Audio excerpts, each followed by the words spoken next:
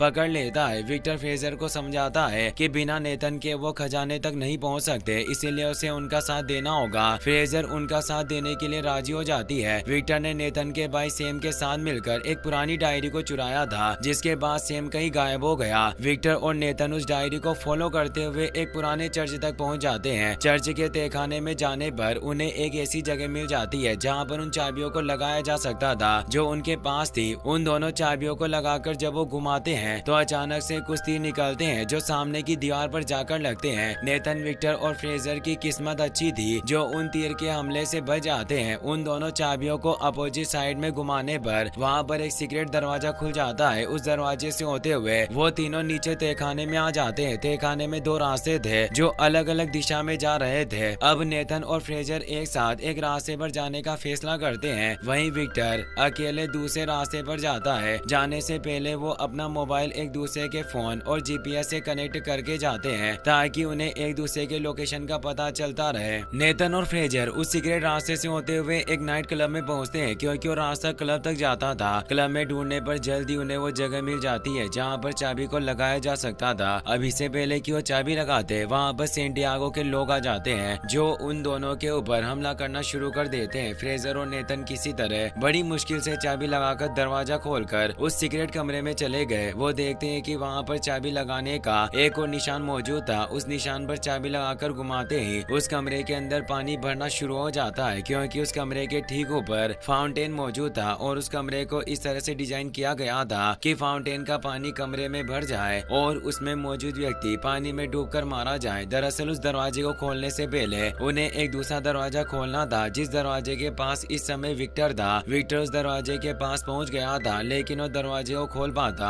Bedrock वहां जाती है जो एक बार फिर से नेथन के ऊपर हमला करना शुरू कर देती है। वहीं दूसरी तरफ सीक्रेट कमरे में पानी भरने की वजह से नेथन और फ्रेजर की जान खतरे में थी। विक्टर बेडरॉक पर हमला करके चाबी से दरवाजा खोल देता है। इससे फ्रेजर और नेथन की जान बच जाती है। नेथन और फ्रेजर इसके बाद उस दरवाजे से ऊपर आ जाते हैं। ऊपर से विक्टर नेथन और फ्रेजर को देख रहा था। नेथन अब विक्टर से वो दूसरी चाबी मांगता है जो इस समय विक्टर के पास थी क्योंकि नेथन और फ्रेजर को सामने एक चाबी लगाने का निशान दिखाई दे रहा था। यह चौथा दरवाजा था और नेथन को लग रहा था कि शायद उस दरवाजे के पीछे वो खजाना मौजूद होगा। विक्टर उन्हें चाबी नहीं देना चाहता था लेकिन इस समय उसके पास चाबी देने के अलावा कोई और रास्ता नहीं होता, इसीलिए वो नेथन को चाबी दे देता है। नेथन देखता है कि सामने दरवाजे पर एक अजीब तरह का निशान बना हुआ था। नेथन दोनों चाबियों को आपस में मिलाकर ठीक उसी प्रकार का एक निशाना बनाता है और जब वो उस निशान को दरवाजे के लॉक पर लगाकर घुमाता है तो दरवाजा खुल जाता है। कमरे